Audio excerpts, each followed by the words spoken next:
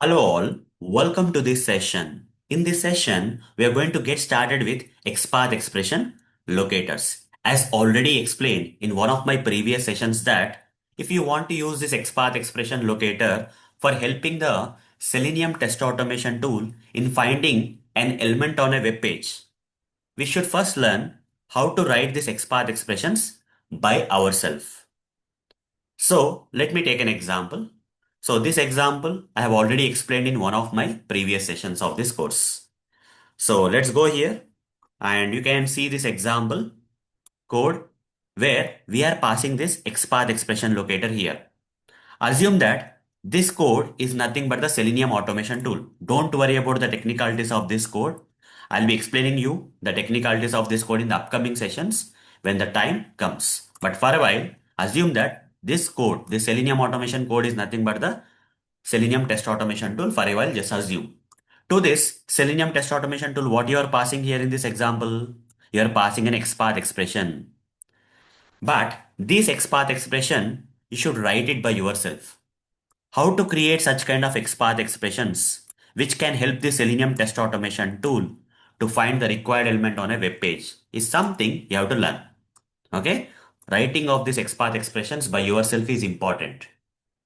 Don't worry, I'll be teaching to you in the next few sessions how to write the XPath expressions by yourself by giving you lots and lots of examples. Okay, don't worry about that. You will master it for sure in the next few sessions. I'll be explaining that for you.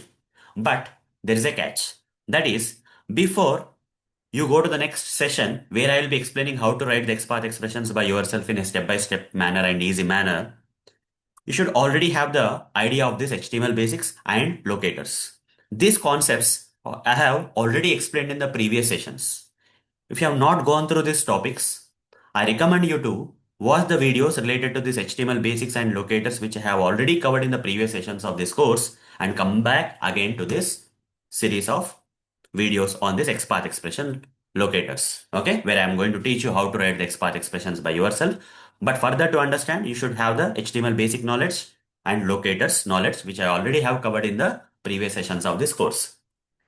Fine, that's also fine. Now, next thing is that as part of this XPath expression locators, what topics I'm going to cover in this course.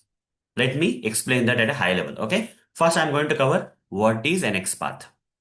Then I'll be covering what are XPath expressions. Second topic. Now, third topic is what are the different types of XPath expressions. Then the fourth topic is lots and lots of examples to help you in practicing how to write the XPath expressions by yourself. Followed by some quiz questions and assignments, etc. etc. Okay, that will be covered. So that's all for this session. See you in the next session. Thank you. Bye bye.